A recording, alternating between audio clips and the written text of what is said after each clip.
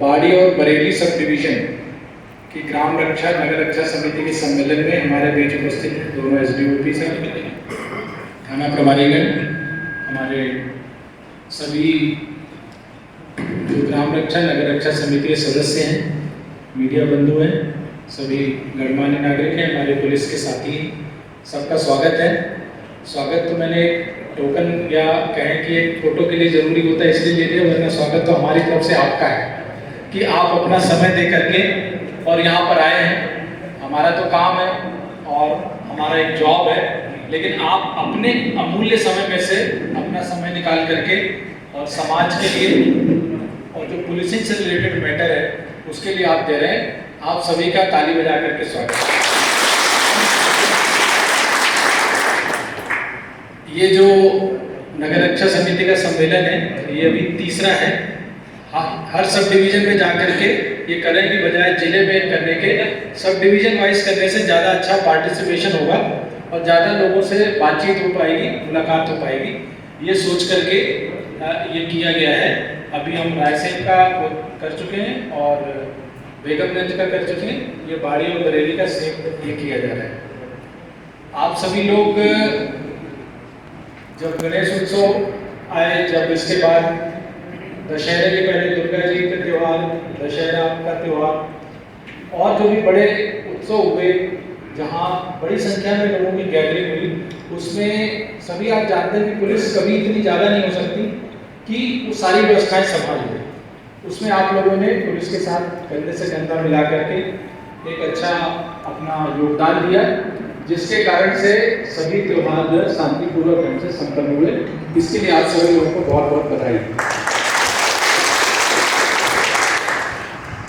फिर मन में ये आया कि सदस्य नगर रक्षा समिति के जो सदस्य कहते हैं कि जब परेशानी आती है तब्बल बुलाते हैं हमको, तब्बल याद करते हैं। तो एक ऐसे समय में भी हम आप लोग मिले एक हॉल में, साथ में भोजन करें, बात करें, ताकि जब ये कोई तनाव या कोई ऐसी ड्यूटी की गहमा गहमी ना हो, तो ऐसा क्षण आज आया है जिसमें हम सभी लोग एक दूसरे को बात करें, संवाद करें। और साथ में मैंने कहा कि थोड़ा प्रशिक्षण भी रखा जाए। प्रशिक्षण का क्या मतलब है, या डिसिप्लिन या प्रशिक्षण पूरा विभाग ही इसी का है।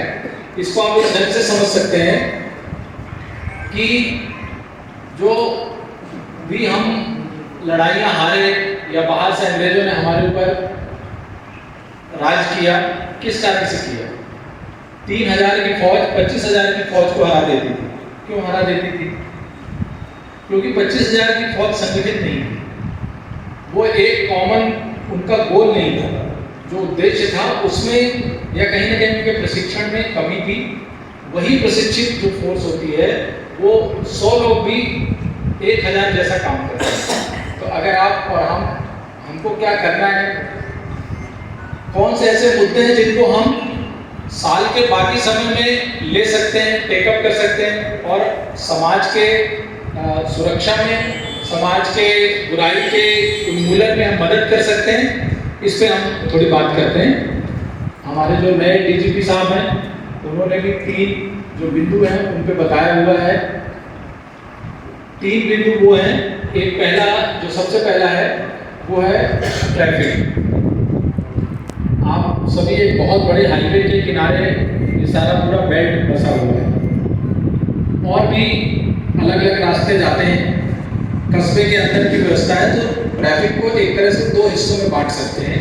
एक तो कि अच्छी व्यवस्था रहे ताकि जिसको जहाँ जाना है वो टाइम से पहुँच जाए, व्यवधान ना हो, और दूसरा सेफली पहुँच जाए, सुरक्षित ढंग से पहुँच जाए, एक्सीडेंट ना हो, या अगर होते हैं तो उसको टाइमली मदद मिल जाए।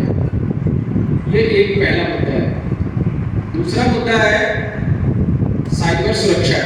साइबर सुरक्षा हम सभी लोग मोबाइल, छोटे छोटे बच्चा और फिर आगे जितने एज ग्रुप के सभी मोबाइल चलाते हैं, और मोबाइल पे या व्हाट्सएप, चाहे उसके कोई भी सोशल मीडिया साइट देख लें, इन पे सबसे बड़ी परेशानी क्या होती है कि सामने कौन बैठा है उसको हम जानते नहीं, पहचान नहीं सकते, अननोन होता है थोड़ा, जब तक कि हम पर्सनली उसको ना जाने। उसमें चित्र क्या लगा हुआ है, तस्वीर किसकी लगी हुई है, इससे प्रभावित होकर के हम भी मान लेते हैं कि ये वही है जिसकी सामने उसने अपने तस्वीर लगाई हुई, जबकि ऐसा बहुत बार देखते हैं कि हम ऐसा नहीं। एक बात ये हो गई, मतलब अननोन है, गुमनाम है, जिससे हम वार्तालाप कर रहे हैं, जिससे हम कम्युनिकेट कर रहे हैं। दूसरा, उसका डिस्टेंस का पता नहीं कि वो कहाँ बैठा हुआ है, उसका लोकेशन का पता नहीं ठीक कि वो 100-200 मीटर दूर है। कई बार लोग आते हैं, कोई परेशानी होती है, बोलते सर अभी मोबाइल चालू है, अभी आज चालू है, तो अभी चालू है तो पता नहीं कौन है, कहाँ पर है। तीसरा, टाइम का, जो आपका कोई पब्लिक प्लेस में नहीं मिल रहा हो या पब्लिक टाइम में नहीं मिल रहा हो, आप जब अंदर अपने रूम में हो, पलंग पे लेटे हुए हो, कहीं बात कर रहे हो, खेत खलियान में हो, हर जगह उसकी रीच है आपके पास, तो उससे कैसे आपको सावधानी बरतनी चाहिए, ये दूसरा है। और तीसरा है नशे से संबंधित। जो नशा है वो काफ़ी तेजी से, चाहे वो नार्कोटिक ड्रग्स से रिलेटेड हो, व्हाइट पाउडर से रिलेटेड हो, गांजे से रिलेटेड हो, ये भी हमारे पूरे नई पीढ़ी को और हमारे समाज को बहुत नुकसान पहुंचा है। तो इस पर हम कैसे खुद अवेयर हो, पहले तो जब हम खुद जानेंगे तब हम अपने साथ में बाकी लोगों को बता पाएंगे और ऐसी सकारात्मक भूमिका निभा पाएंगे कि हम तीनों मुद्दों पर अच्छा काम कर सकते हैं।